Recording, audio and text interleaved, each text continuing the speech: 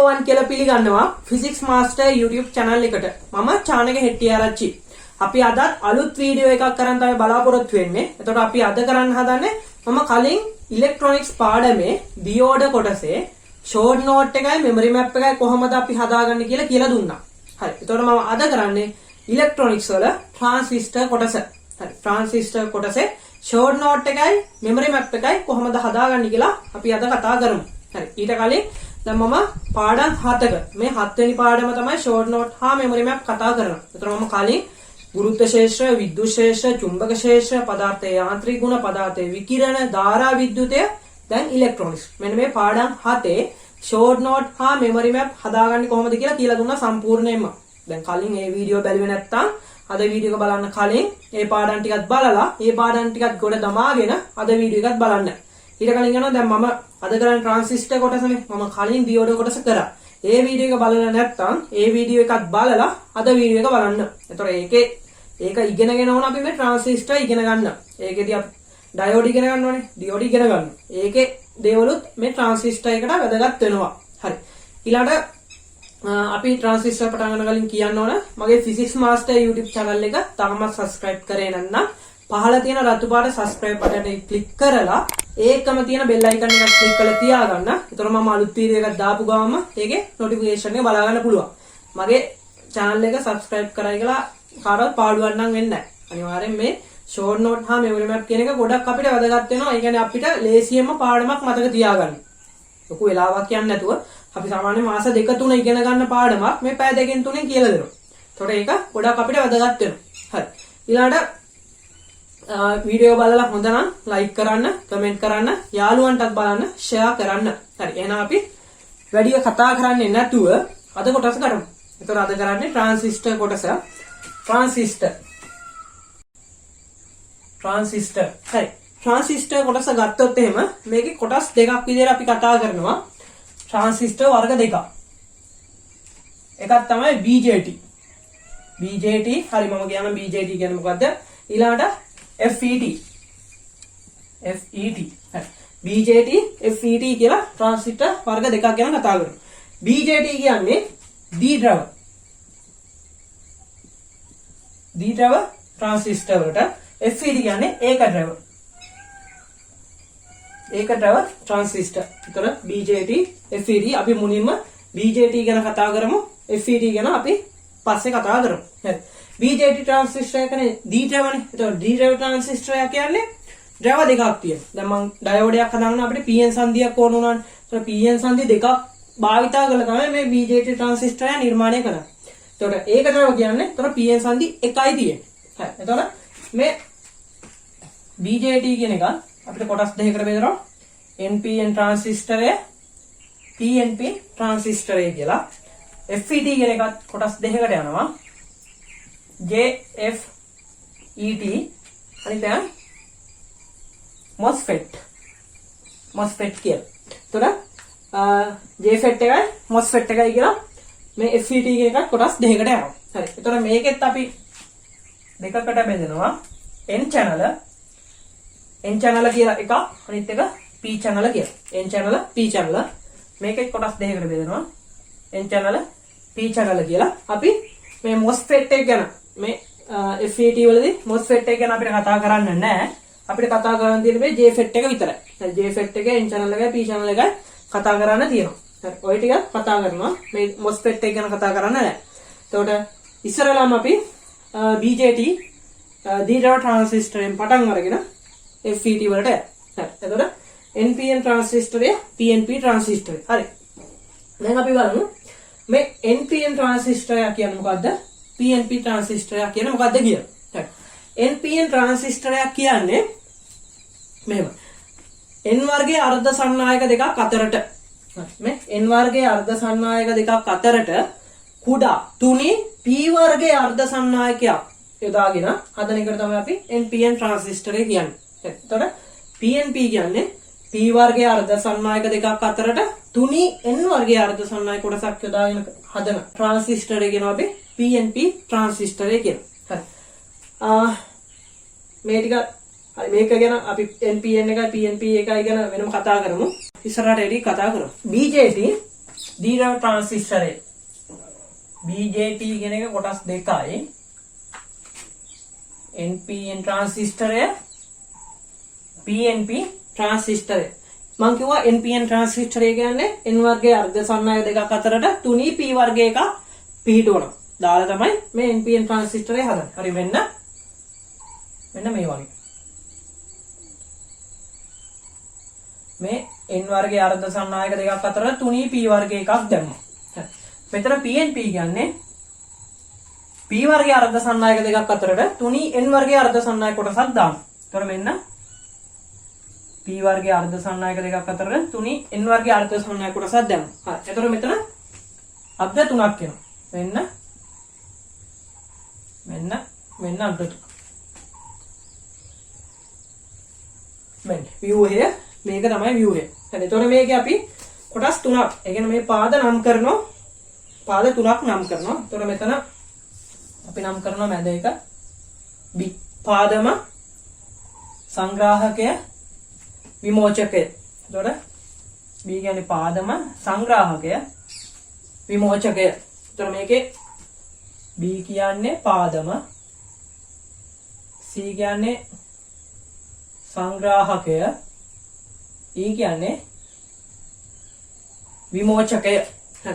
එතකොට දැන් මේකේ මම මේකේ පරිපත සංකේතයන් දොත් එහෙම මෙන්න පරිපත සංකේතය. මැද පාදම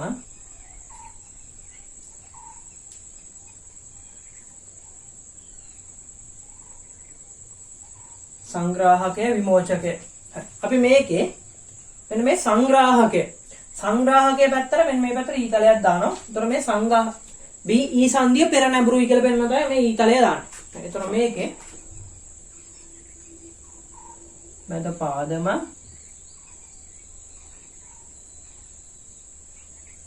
සංග්‍රාහකය විමෝචකය. හරි. දැන් මේකේ අපි දන්නවා BE සංදිය පෙර නැඹුරු. BE සංදිය කියන්නේ මේ P වල ඉඳන් N වලට. අපි දන්නවා P වල ඩයෝඩ් වලදී කතා කරා P වල ඉඳන් N වලට තමයි ධාරාවක් ගමන් කරන්නේ. හරි. ඒතකොට දැන් මෙතන PN සංදිය P වල ඉඳන් N වලට E වල ඉඳන් B වලට තමයි එන්නේ. E වල ඉඳන් B වලට. මේ PN සංදිය නේ E වල ඉඳන් B වලට. එතකොට E තලය එන්නේ මෙන්න මේ පැත්තට. PNP ට්‍රාන්සිස්ටරයක B වල ඉඳන්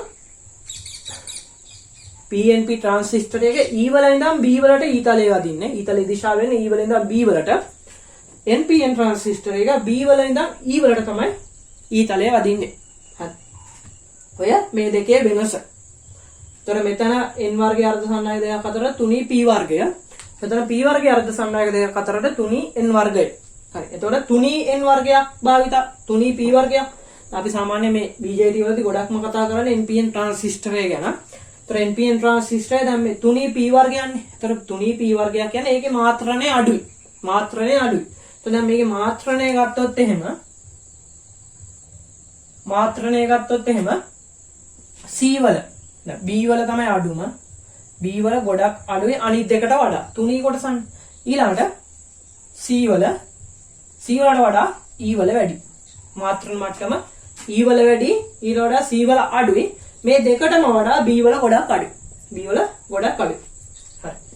ඊළඟට අපි මේකෙදි මේ සංග්‍රාහකයෙන් එන ධාරාව IC ධාරාව සංග්‍රාහක ධාරාව. පාදම ධාරාව IB. විමෝචක ධාරාව IE. එතකොට මෙතනින් එන සංග්‍රාහක ධාරාවේ පාදම ධාරාවේ එකතුව තමයි විමෝචකයේ විදිහට යන්නේ. එතකොට මෙතන අපිට ලියන්න පුළුවන් IE සංග්‍රාහක ධාරාව සමානයි විමෝචක ධාරාව දන පාදම ධාරාව. ඔන්න සමීකරණය. එතකොට සංග්‍රාහක ධාරාව සමානයි විමෝචක ධාරාව සමානයි සංග්‍රාහක ධාරාව දන පාදම ධාරාව. ඊළඟට දැන් මම කිව්වා මේකේ B වල මාත්‍ර මට්ටම ගොඩක් අඩුයි කියලා. සමහරක් අපි ගණන් හදද්දී මෙන්න මේ IB ධාරාව ආසන්නව බිඳුවයි කියලා සලකනවා. ඉතා කුඩා ධාරාවක්. එතකොට IE ධාරාව ආසන්නව IC ධාරාවට සමාන වෙනවා. IE ධාරාව IC ධාරාවට ආසන්නව සමාන වෙනවා. හරි. ඔය BJT වල NPN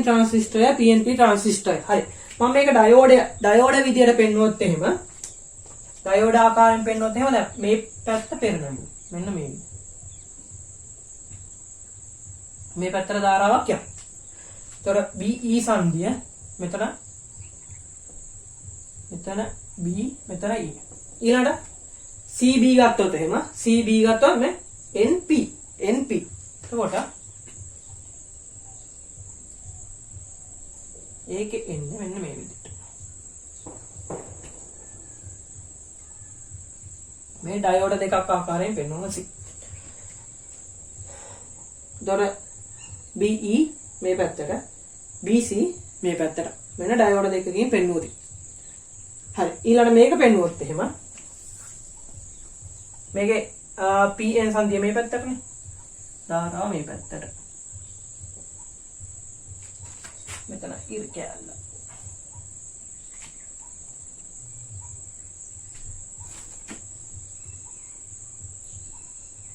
මෙන්න E මෙතන B ඊළඟ PN මේ පැත්තට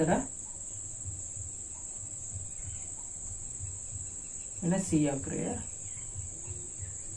ඔන්න ඩයෝඩ දෙකකින් දැන් මෙතන තියෙන ඩයෝඩ දෙකන්නේ PN සංදි දෙකක් තියෙනවා. ඒතර මෙන්න PN සංදි දෙක ඩයෝඩ විදියට පෙන්වුවොත් PNP ट्रांजिस्टर මේක ඩයෝඩ විදියට NPN ट्रांजिस्टर පෙන්වුවොත් මේක.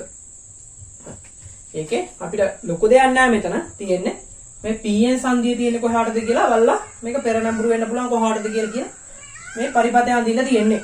හරි. ඔන්න BJT ट्रांजिस्टරේ NPN ट्रांजिस्टරය PNP ट्रांजिस्टरය. මේ ධාරා සම්බන්ධය මතක තියාගන්න. මෙතන විමෝචකයේ මාත්‍රණය සංග්‍රාහකය හා පාදමේ මාත්‍ර මට්ටමට වඩා වැඩි. ඒ විදියට තමයි මේක නිර්මාණය කරලා තියෙන්නේ. එතකොට මේකේ සංග්‍රාහක ධාරාවේ පාදම ධාරාවේ එකතුව තමයි විමෝචක ධාරාව විදියට අපිට ලැබෙන්නේ. හරි.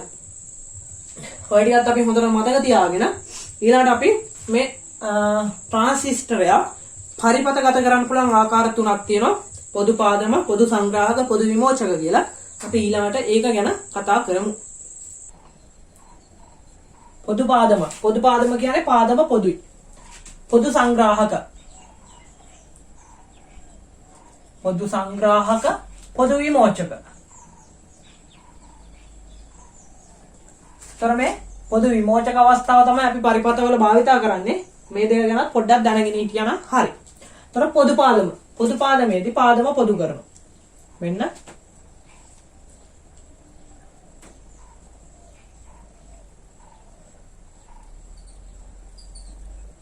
B C E B වල ඉඳන් E වලට ධාරාව ගමන් කරනවා. එන්න පාදම පොදු. ඒතර පොදු පාදම. ඒතර මේකේ අපි දන්නවා මේක ධාරාව ගමන් කරනවා මේක නැඹුරු කරන්න ඕනේ. නැඹුරු ගේම ගැන මම පස්සේ කතා කරන්න. එතකොට සම්පූර්ණයෙන්ම මේක තේරෙයි. මේකේ කෝෂයක් යොදනවා අපි.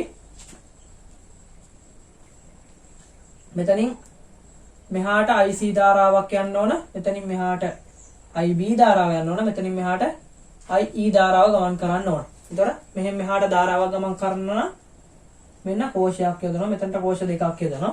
මෙතෙන්ට යොදනවා එක කෝෂයක්. මේ යන ධාරාව මෙහෙම ගමන් කරන්නේ. හරි. මම මේක මේ පෙරනැඹුරු වෙන සම්බන්ධයෙන් පෙරනැඹුරු වීම, පසු නැඹුරු වීම ඒක ट्रांजिस्टर නැඹුරු කිරීම ගැන පස්සේදී කතා කරන්න. මේක පොඩ්ඩක් මතක තියාගන්න. පොදු පාදම පොදු කරා පොදු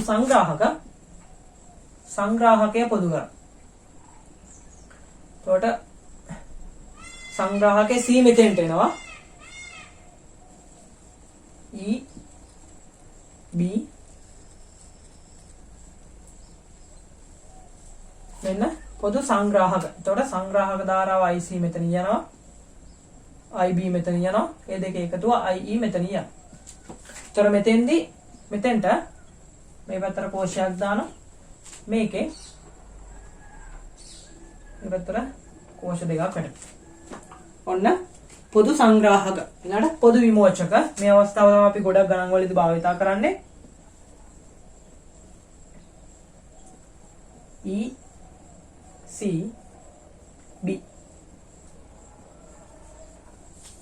මේ පොදු විමෝචක අවස්ථාව. මෙතනින් එනවා IB ධාරාව. මෙතනින් එනවා IC ධාරාව. මෙතනින් එනවා IE ධාරාව. මේවයි නඹුරු කිරීම ගැන පස්සේදී කතා කරමු. ඒතර මෙතනින් එන IB ධාරාව එන්නේ මෙන්න කෝෂයක් දැම්මා. මෙතනින් IC ධාරාවක් මෙන්න කෝෂ දෙකක් දැම්මා. ඊළඟට අපි මේකෙදි කතා කරනවා ධාරාලාභයක් ගැන. පොදු විමෝචක අවස්ථාවේ ධාරාලාභය. ධාරාලාභය ගන්න අපි.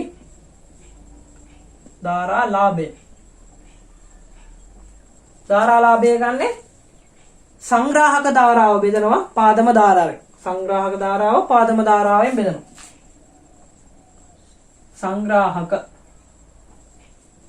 ධාරාව බෙදනවා පාදම ධාරාව. ධාරාලාභයේ බීට සමානයි සංග්‍රාහක ධාරාව IC බෙදීම IB. එන්න මේක මතක තියාගන්න ඕන සමීකරණය. බීට සමානයි IC යට IB. සංග්‍රාහක ධාරාව පාදම ධාරාවෙන් බෙදුවා. හරි. ඊළඟට අපි මේකේ ප්‍රධාන ලාක්ෂණිකය ගැන කතා කරොත් එහෙම ප්‍රධාන ලාක්ෂණිකය. හරි. ප්‍රධාන ලාක්ෂණිකය අපි කතා කරන්නේ VBE එක්ක.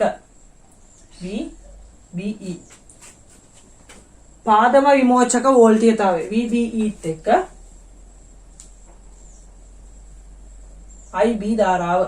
VBE එක්ක IB ධාරාව. මෙතන IB ධාරාව ගමන් කරනවා මේක පෙරනැඹුරු වෙන්න ඕන. එතකොට 0.7ට යනකම් පෙරනැඹුරු වෙන්න. ඊට පස්සේ අපි දන්නවා ඩයෝඩ් එක VI ලාක්ෂණිකය. ඒකම තමයි මෙතෙන්ට එන්නේ. මෙතන සිලිකන් නම් 0.7යි, ජර්මේනියම් නම් 0.3ක් 0.4ක් වගේ. සිලිකන් ජර්මේනියම්. හරි. ඔය ප්‍රධාන ලාක්ෂණිකය. ඊළඟට සංක්‍රමණ ලාක්ෂණිකය ගැන කතා කරනවා. ඊළඟට ප්‍රතිදාන ලාක්ෂණිකය ගැන කතා කරනවා. ඒව ගැන අපි ඉස්සරහට කතා කරමු. ඊළඟට ට්‍රාන්සිස්ටරයක් නැඹුරු කිරීම. ආකාර දෙකක් තියෙනවා. ඒක ගැන අපි ඊළඟට කතා කරමු. ට්‍රාන්සිස්ටරය නැඹුරු කරන ක්‍රම දෙකක් තියෙනවා. ක්‍රම දෙක තමයි විභව භාජ්‍ය ක්‍රමය මගින් නැඹුරු කිරීම, පාදම ප්‍රතිරෝධ ක්‍රමය මගින් නැඹුරු කිරීම. හරි. එතකොට ට්‍රාන්සිස්ටරයක් නැඹුරු කිරීම විභව භාජක ක්‍රමය.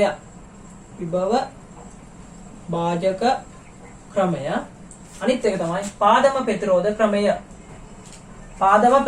ක්‍රමය. හරි. විභව භාජක ක්‍රමය මොකක්ද මේ විභව භාජක ක්‍රමය කියන්නේ? විභව භාජක ක්‍රමය කියලා කියන්නේ මෙන්න ට්‍රාන්සිස්ටරය. අපි දන්නවා ට්‍රාන්සිස්ටරය නැඹුරු කරනවා කියන්නේ ට්‍රාන්සිස්ටරයක් අපි යොදාගන්නේ මොකටද? දැන් මේක මොකක් හරි වර්ධනය කරගන්නනේ යොදාගන්නේ සංඥා වර්ධකයක් ලෙස. එහෙම නැත්නම් ස්විච්යක් ලෙස. ඔය දෙකටනේ ට්‍රාන්සිස්ටරයක් යොදාගන්නේ. ට්‍රාන්සිස්ටරයක් අන්නේ ක්‍රම දෙක. ඒ කියන්නේ ඒ වගේ ප්‍රයෝජන ලබා ගන්න නම් මේ ට්‍රාන්සිස්ටරය නැඹුරු කරගන්න ඕන. අන්නේ නැඹුරු කරන ක්‍රම දෙක තමයි විභව භාජක ක්‍රමය, පාදම ප්‍රතිරෝධ ක්‍රමය. එතන දැන් නැඹුරු කරන්න නම් අපි දන්නවා මේකේ ට්‍රාන්සිස්ටරයක් ගත්තොත් BEC. මෙන්න මේ BE සංදිය අපිට පෙර නැඹුරු කරගන්න ඕන. එතකොට මේක හරහා ධාරාවක් ගමන් කරන්නේ. එතකොට තමයි මේකෙන් අපිට වර්ධනයක් කරගන්න පුළුවන්. එතකොට BE සංදිය පෙර නැඹුරු කරගන්න නම් මෙන්න මේ BE අතරට 0.7ක් එන විදියට සිලිකන් නම් 0.7ක් එන විදියට අපි මෙතෙන්ට ප්‍රතිරෝධයක් තෝරනවා. මෙන්න මෙතෙන්ට ප්‍රතිරෝධයක් තෝරනවා. එතන R1 කියලා. එතකොට දැන් මම මෙතෙන්ට වෝල්ටීයතාවය සපයනවා VCC කියලා මම මෙතන භූගත කරනවා. එතකොට මෙතනයි විභව අන්තරය VCC කියලා එනවා. මෙතන විභව අන්තරය VCC. එතකොට දැන් මෙතෙන්ට යන්නේ 0.7. මෙතනයි 0.7ක වෝල්ටීයතාවය තමයි මේ R1 හරහා එන්නේ. R1 අපි තෝරන්නේ මෙතෙන්ට 0.7ක් එන විදියට. එතකොට ඉතුරු ටික අපි මෙන්න මේ විදියට උඩට තව R2 කියලා ප්‍රතිරෝධයක් අරගෙන අන්න එතෙන්ට ඉතුරු ටික යවනවා. අන්න ඒ ක්‍රමයට තමයි කියන්නේ විභව භාජක ක්‍රමය කියලා. ගොඩක් ගණන් මෙන්න මේ ක්‍රම වලින් ගණන් හදන්න තියෙනවා. එතකොට මෙතන යන ධාරාව IB, මෙතන යන ධාරාව IC, මෙතන යන ධාරාව IE. එතකොට අපි මේ වගේ ගානකදී මේ ක්‍රියාකාරී අවස්ථාවේ වර්ධනය වෙන්න නම් අපි ක්‍රියාකාරී අවස්ථා තුනක් ගැන කතා කරනවා. ක්‍රියාකාරී අවස්ථාව, සන්තුෂ්ඨ අවස්ථාව, කපාහැරි අවස්ථාව කියලා. ඒක අපි ඉස්සරහට කතා කරමු. මෙතෙන්දී මේ ක්‍රියාකාරී අවස්ථාවේදී මේ අපි IB ධාරාව ආසන්නයි බිඳුවයි කියලා ගන්න. මෙතන යන ධාරාව ආසන්නයි බිඳුව. එතකොට මේ R2 හරහා යන ධාරාවම R1 හරහා යනවා. R2 හරහා යන ධාරාවම R1 හරහා යනවා. එතකොට අපිට මෙන්න මේ ප්‍රතිරෝධ අනුපාතයට අපි දන්නවා V සමානයි IR අණුව එකම ධාරාවක් ගමන් කරනවා නම් වෝල්ටීයතාවය ප්‍රතිරෝධයට සමානුපාතික වෙනවා. වෝල්ටීයතාවය ප්‍රතිරෝධයට සමානුපාතික වෙනවා. එතකොට මේ ප්‍රතිරෝධ අනුපාතයට අපිට වෝල්ටීයතාවය ප්‍රතිරෝධ අනුපාතය වෝල්ටීයතාව අතර අනුපාතයට සමාන වෙනවා. එතකොට මෙතනයි විභවාන්තරය මෙතනයි විභවාන්තරය. මේ අතර යන විභවාන්තර ප්‍රතිරෝධ අනුපාතයෙන් ගන්න පුළුවන්. හරි. එතකොට දැන් මම මේකෙදි විභව භාජක ක්‍රමයේදී මම හිතන්න මෙතන ප්‍රතිරෝධය RC ඊළඟට මෙතන ප්‍රතිරෝධය RE කියලා. එතන මම මේකෙදි මේ වගේ ගාණක් හදාදී අපි සමීකරණ දෙකක් ලියලා පාරවල් දෙකක්. ඒ කියන්නේ පාරවල් දෙකකින් සමීකරණ දෙකක් ලියා ගන්න. එතන මේ VCC මෙතනයි විභවාන්තරය මම මේ ඇතුලේ මෙන්න මේ පාරෙන් ලියනවා. ඒ වගේම තමයි මේ වටේ පාරකින් ලියනවා. මෙන්න මේ අන්නේ පාර ඒ ක්‍රම දෙකෙන් තමයි මේ පාරවල් දෙකෙන් තමයි අපි ගාණක් හදාන්නේ. මට මෙතනයි විභවාන්තරය ලියන්න පුළුවන්. මෙතනයි විභවාන්තරය ලියන VCC ඍණ බිඳුව. VCC ඍණ බිඳුව සමාන වෙනවා මේ විභවය. මේ අතර විභවාන්තරය මේ කොටසයි එකතු වෙන්නේ. මට ලියන්න පුළුවන් ICRC ධන VCE ට්‍රාන්සිස්ටරේ මේ අතර විභවාන්තරය ධන IERE කියලා. එතකොට එතන සමීකරණය මම ගන්න පුළුවන් VCC සමානයි ICRC ධන VCE ධන IERE කියලා. හරි. මේ එක සමීකරණයක්. තව සමීකරණයක් මම මේ වටෙන් ගිහිල්ලා දාන්න. එතකොට තව එකක් VCC ඍණ බිඳුව සමානයි මේ පැත්තෙන් ගියොතින් IR2 දාන මම මෙතන ප්‍රතිරෝධයක් උනක් කරන්න. මෙතන වෝල්ටේජය VBE දාන මෙතන වෝල්ටේජය IERE. ඊට මෙතන එනවා VCC සමානයි IR2 දාන VBE මේක 0.7ක් වෙන විදිහට තමයි අපි නඹුරු කරන්නේ 0.7 දාන IERE. මෙන්න සමීකරණ දෙක. මෙන්න මේ සමීකරණ දෙකෙන් තමයි ගොඩක් ගණන් අපි හදන්නේ. මේක කටපාඩම් කරන් ඉන්න ඕන නෑ. මේක ගන්න විදිය මතක තියාගන්න. මෙහෙම මේ පාරෙන් ලිව්වා විභවය. ආයි මේ පිටපැත්තේ පාරෙන් විභවය ලිව්වා. මේ අතර විභව අන්තරය ලියලා ඒකෙන් තමයි ගණන හදන්න තියෙන්නේ. හරි. ඔය විභව භාජක ක්‍රමය. ඊළඟට පාදම ප්‍රතිරෝධ ක්‍රමය. ඒ නමේ දැන් මේ නම දාලා තියෙන්නේ මේ ක්‍රමයට ගැලපෙන්නම. ඒ කියන්නේ පාදම ප්‍රතිරෝධ. පාදමට ප්‍රතිරෝධය සම්බන්ධ කරන ක්‍රමයට කියනවා පාදම ප්‍රතිරෝධ ක්‍රමය කියලා. මෙන්න ට්‍රාන්සිස්ටරය පොදු විමෝචක අවස්ථාවට තමයි අපි මේ හැම එකක්ම කතා කරන්නේ.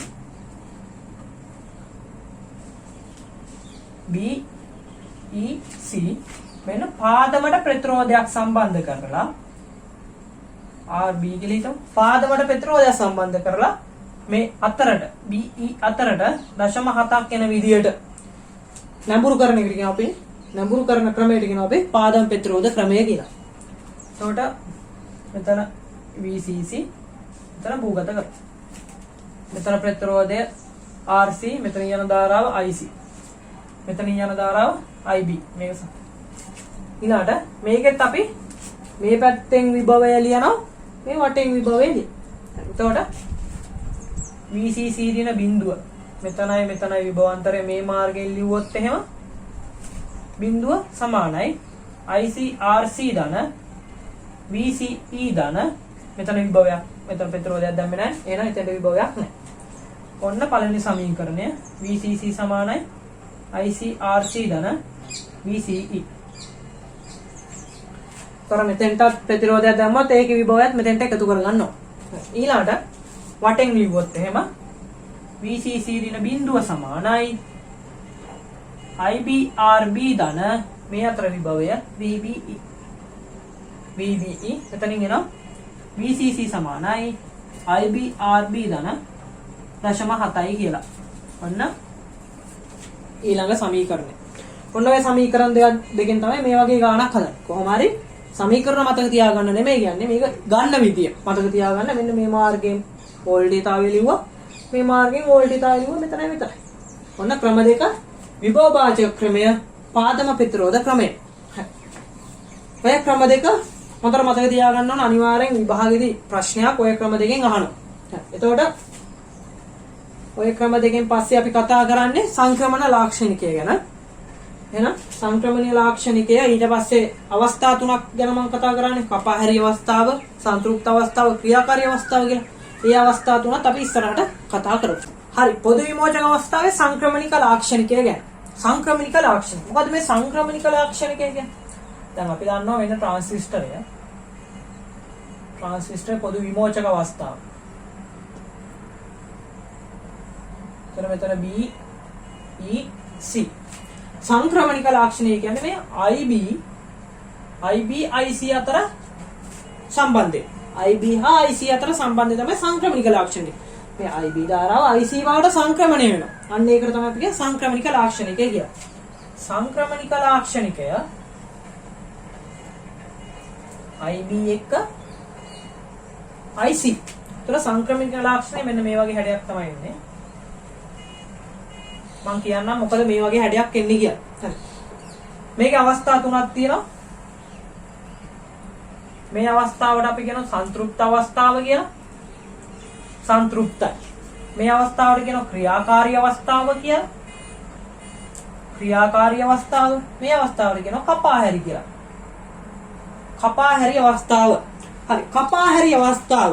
මොකද මේ කපාහැරි අවස්ථාව? කපාහැරි අවස්ථාවේදී ධාරාවක් ගමන් කරන්නේ. කපාහැරි අවස්ථාවේදී මෙන්න මේ කපාහැරි අවස්ථාවේදී BE සංධිය BBE පසු නැඹුරු BE සංධිය BBE BE සංධිය BE සංධිය පසු නැඹුරු. ඒ වගේම BC සංධිය පසු නැඹුරුයි.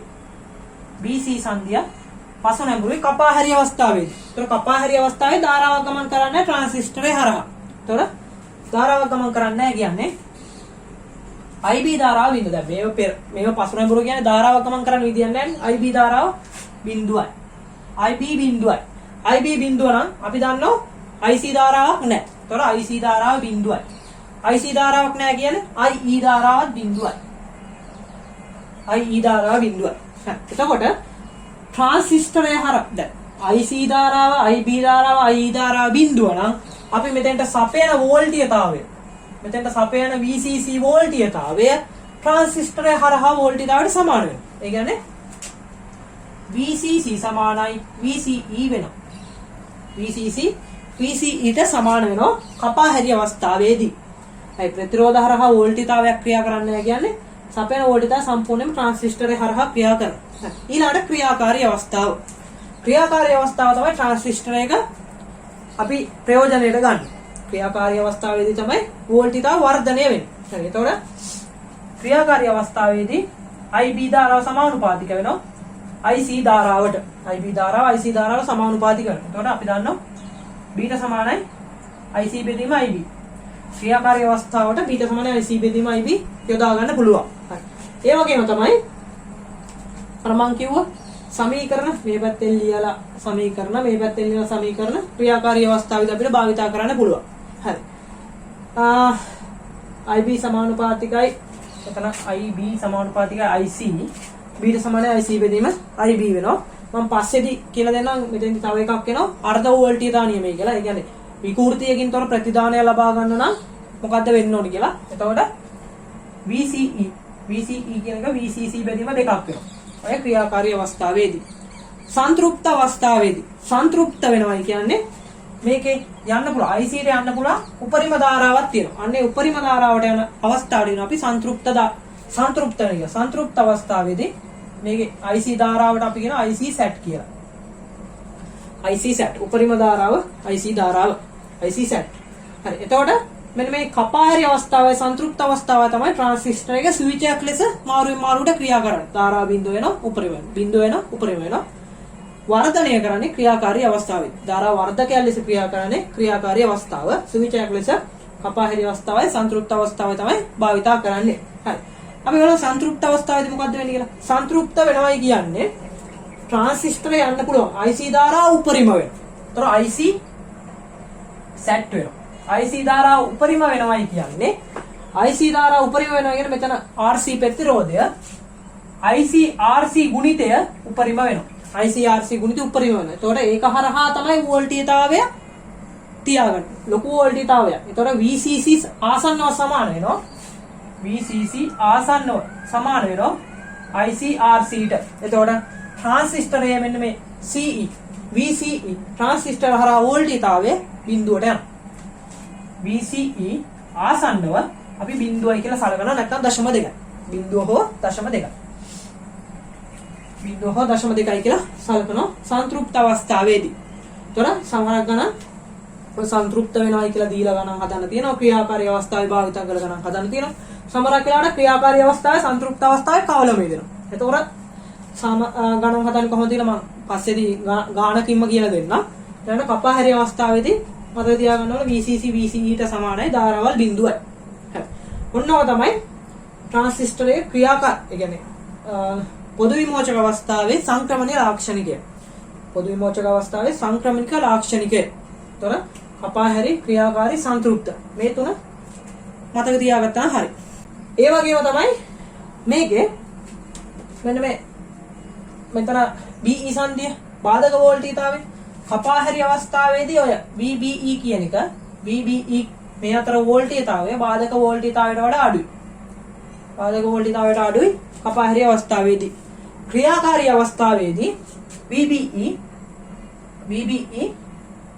VB ට බාධක වෝල්ටීයතාවයට සමානයි. කපාහැරි ක්‍රියාකාරී අවස්ථාවේදී බාධක වෝල්ටීයතාවයට සමාන වෙනවා.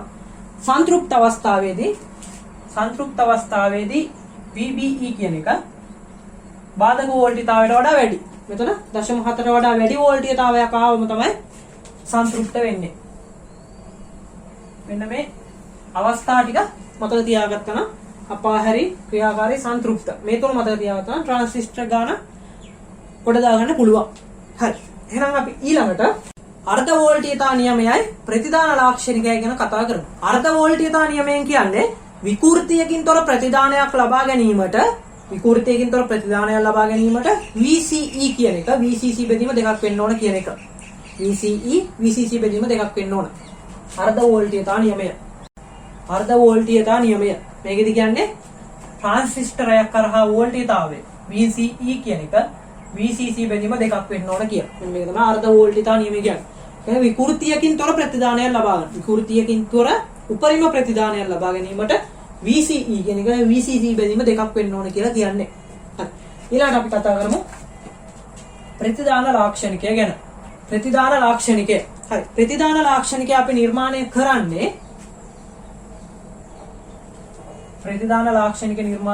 VCEත් එක්ක IC. VCEත් එක්ක එක් ඒ කියන්නේ IB ධාරාවන් නියත අවස්ථාවලට VCEත් එක්ක IC තමයි ප්‍රතිදාන ලාක්ෂණිකය අපි නිර්මාණය කරන්නේ. ඒතර මේකේ ආරම්භයේ එන්න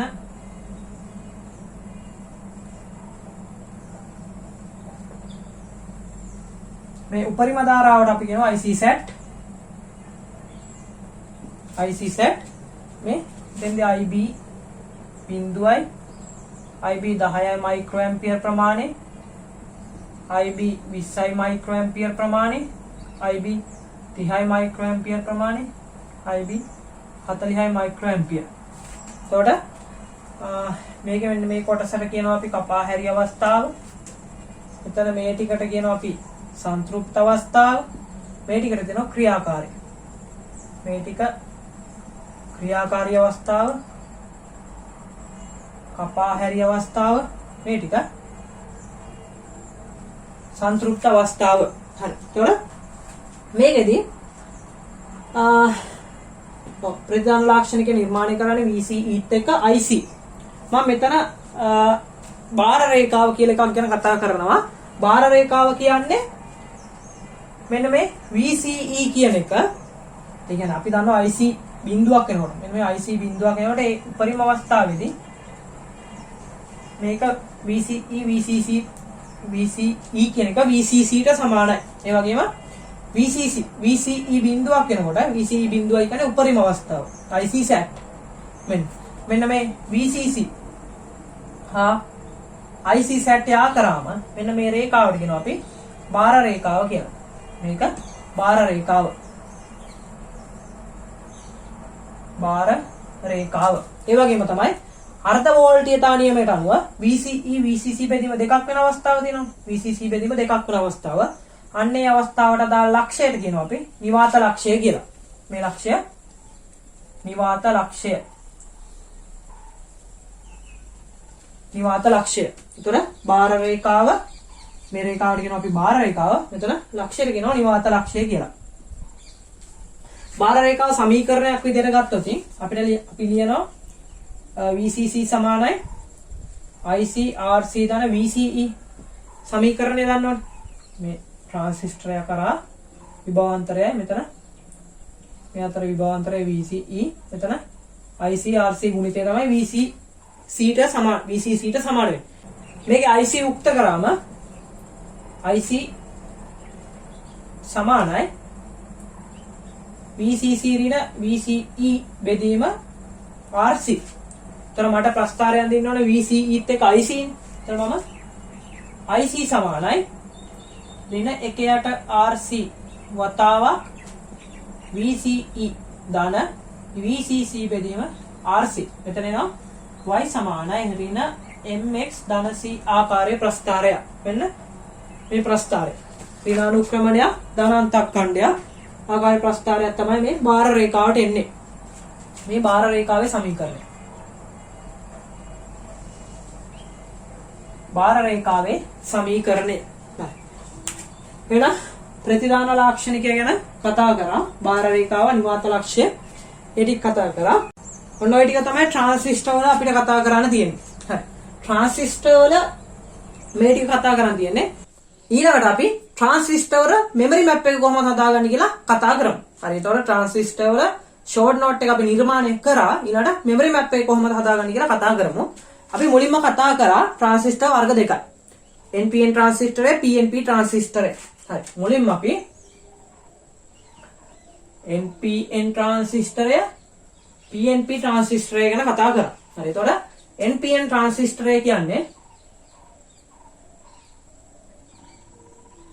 NPN ට්‍රාන්සිස්ටරය කියලා කිව්වේ N සංදි දෙකක් අතරට කුඩා තුනි P සංදියක් සම්බන්ධ කරලා PNP ට්‍රාන්සිස්ටරය P සංදි දෙකක් අතරට තුනි N සංදියක් සම්බන්ධ කරලා හදාගන්න ඒවට කියනවා අපි PNP NPN එහෙම වර්ග දෙකකට බෙදුවා. හරි. එතකොට මෙන්න NPN ට්‍රාන්සිස්ටරය B C E ධාරාව ගමන් කරන්නේ B වල ඉඳන් E වලට. PNP ට්‍රාන්සිස්ටරය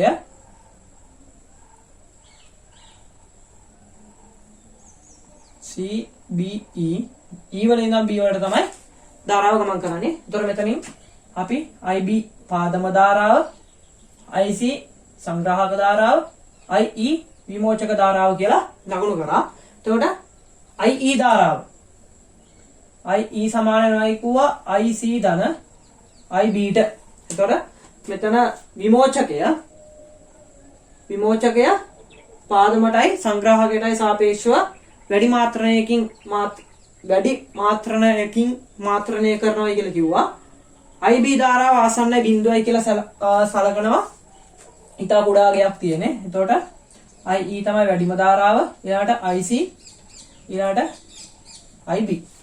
එතකොට මේ IB ආසන්න බිඳුවේදී IE ආසන්න වෙනවා. IB ආසන්නයි බිඳුවේදී IE ආසන්න වෙනවා IC ට. හරි. මේ ටික ගැන කතා කරා. හරි. ඊළඟට අපි ට්‍රාන්සිස්ටර් වල වින්‍යාස, ඒ කියන්නේ ට්‍රාන්සිස්ටරය පරිපතගත කරන්න පුළුවන් වින්‍යාස තුනක් ගැන කතා කරා. පොදු පාදම, පොදු විමෝචක, පොදු සංග්‍රාහක කියලා. එතකොට පොදු පාදම අග්‍රය පොදුයි. පාදම අග්‍රය පොදු එක. එතකොට මේකේ පාදම වෙන ට්‍රාන්සිස්ටරය මෙන්න මේ B C E මේ පාදම අග්‍රය පොදු වෙන විදියට හරි සම්බන්ධ කරගෙන ඒවා පොදු පාදම මේ පැත්තට ධාරාව ගමන් කරන්නේ. ඒතර මේකේ මෙතන යන ධාරාව IB, මෙතන යන ධාරාව IC, මෙතන යන ධාරාව IE. එතකොට මේකේ කෝෂ දෙක සම්බන්ධ කරනවා කිව්වා මෙන්න මේ විදියට. මේකේ කෝෂය සම්බන්ධ කරනවා මෙන්න මේ විදියට. ඊළඟට පොදු සංග්‍රාහක අවස්ථාවේදී මම කිව්වා සංග්‍රාහකය පොදුයි. මෙන්න සංග්‍රාහකය C පොදුයි. E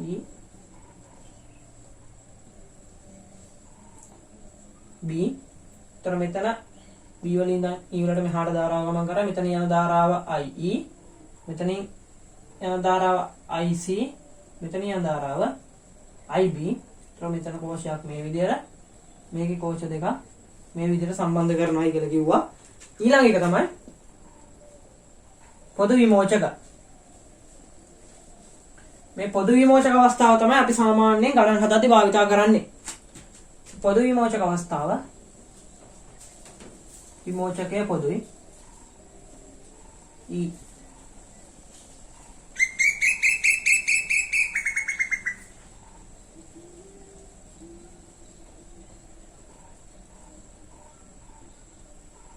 මෙතන යන ධාරාව IC, මෙතන යන ධාරාව IB, මෙතන යන ධාරාව IE.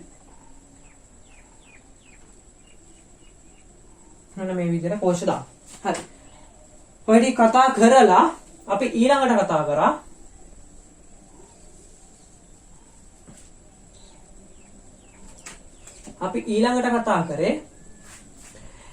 ට්‍රාන්සිස්ටරය නැඹුරු කරන්න පුළුවන් ආකාර දෙකයි. පළවෙනි එක විභව භාජක ක්‍රමය, පාදම ප්‍රතිරෝධ ක්‍රමය. දෙවෙනි එක පාදම ප්‍රතිරෝධ ක්‍රමය. හරි. එතකොට විභව භාජක ක්‍රමයේදී මම කිව්වේ මෙන්න ට්‍රාන්සිස්ටරය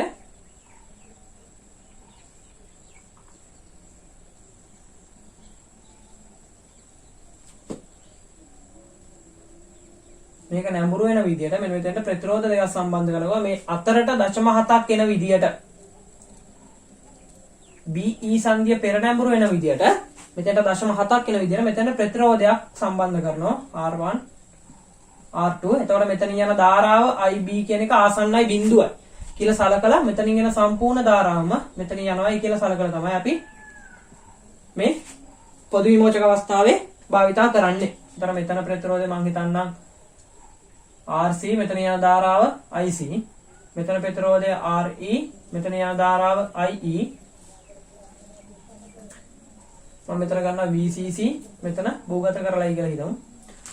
එතකොට හරි. ඊළඟට මම මේ පාරවල් දෙකකින් විභවය ලියන්න, මේ පාරෙන් ලියන්න පුළුවන්, මේ පිට පාරෙන් ලියන්න පුළුවන්. එතකොට මම ගත්තා VCC සමානයි මේ පැත්තෙන් ලිව්වොත් ICRC ධන VCE ධන IERE. ඔය එක සමීකරණයක්. මේ පැත්තෙන් ගත්තොත් එහෙම VCC සමානයි IR2 ධන මෙතන 0.7 ධන මෙතන විභවය IERE. ඔන්න ඔය සමීකරණ දෙකෙන් තමයි සාමාන්‍යයෙන් ගණන් එන්නේ. ඊළඟ එක තමයි පාදම ප්‍රතිරෝධ ක්‍රමය. මේක විභව භාජක ක්‍රමය. පාදම ප්‍රතිරෝධ ක්‍රමය. පාදම ප්‍රතිරෝධ ක්‍රමයේදී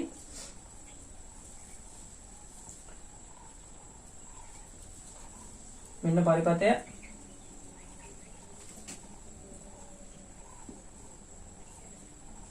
VCC මෙතන භූගත කරලා පාදමට ප්‍රතිරෝධය සම්බන්ධ කරලා මෙන්න RB මෙතන යන ධාරාව IB B E C. මම හිතනවා මෙතන RC මෙතන යන ධාරාව IC මෙතෙන්ට 0.7ක් එන විදියට පෙර නැඹුරෙන් 0.7ක් එන විදියට තමයි මේ පරිමතය අපි නිර්මාණය කරන්නේ. එතනින් අපි සමීකරණ දෙකක් ගත්තා.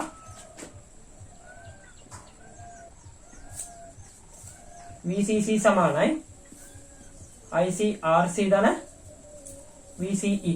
මේ අතර වෝල්ටේජතාවය අනිත් පැත්තෙන් ලිව්වොත් VCC සමානයි IBRB ධන 0.7. ඔන්න මින් නැඹුරු කරන්න පුළුවන් අවස්ථා දෙක. නැඹුරු කරන්න පුළුවන් ආකාර දෙක. විභව භාජක ක්‍රමය, පාදම් ප්‍රතිරෝධ ක්‍රමය. ඊළඟට අපි කතා කරා මේකේ ලාක්ෂණික පොදු විමෝචක අවස්ථාවේ ලාක්ෂණික 3ක් ගැන කතා කරා. පොදු විමෝචක අවස්ථාවේ ලාක්ෂණික 3ක් තියෙනවා.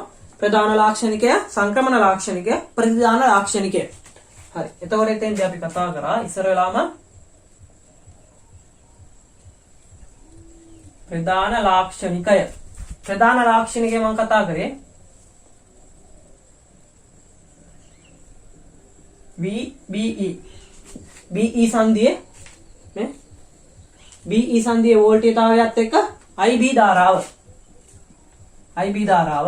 එතකොට මේක ඩයෝඩයක VI ලාක්ෂණිකයට සමානයි කිව්වා. මෙන්න. එතකොට මෙතන 0.7යි සිලිකන්න. ඊළඟට අපි කතා කරා සංක්‍රමණ ලාක්ෂණිකය. සංක්‍රමණ ලාක්ෂණිකය. සංක්‍රමණ ලාක්ෂණිකයේදී අපි කතා කරේ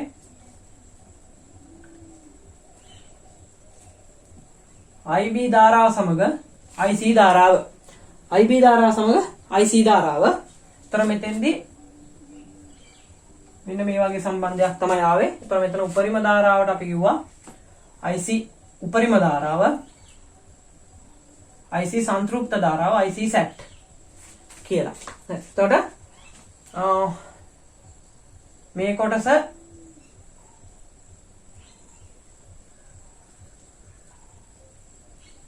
කොටස අපි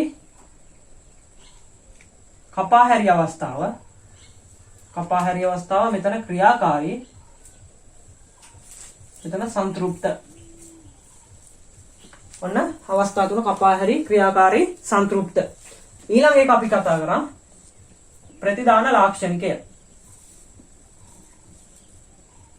හරි. ප්‍රතිදාන ලාක්ෂණිකයේදී කතා කරේ VCE එක්ක IC ධාරාව. VCE එක්ක IC ධාරාව. මෙන්න මේ වගේ ප්‍රස්ථාරයක් ආවා.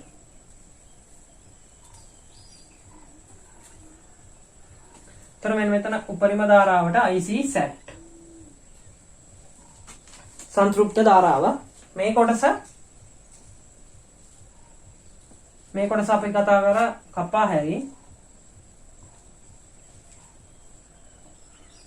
මේ කොටස සංතෘප්ත, මේ ටික ක්‍රියාකාරී. හරි. ඔය ප්‍රතිදාන ලාක්ෂණිකය.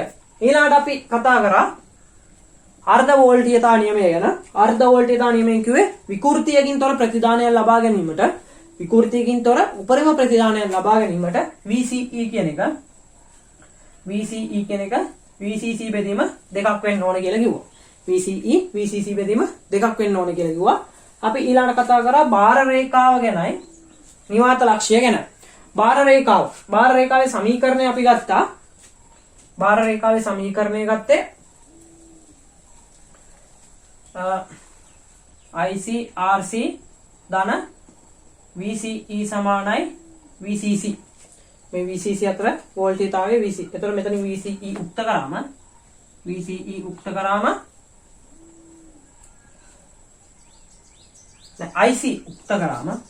කරන්න ඕන. y අක්ෂයට IC නේ, IC ධාරාව.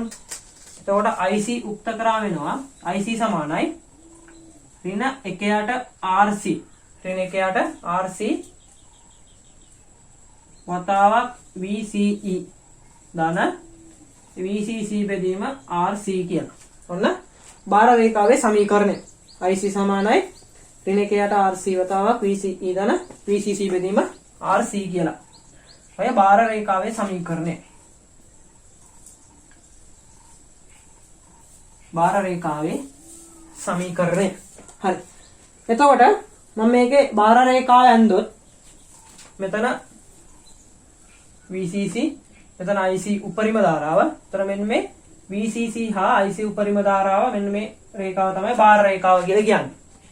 මේක බාර රේඛාව. නිවාත ලක්ෂය කියලා කියන්නේ අපි දන්නවා විකෘතියකින් තොර උපරිම ප්‍රතිදානය ලබා ගන්න නම් VCE කියන එක VCC බෙදීම දෙකක් වෙන්න ඕන. මෙන්න මේ VCC බෙදීම දෙක වෙන අවස්ථාවට අදාළ ලක්ෂ්‍යයට කියනවා අපි නිවාත ලක්ෂ්‍ය කියලා. මේක නිවාත ලක්ෂ්‍ය. හරි.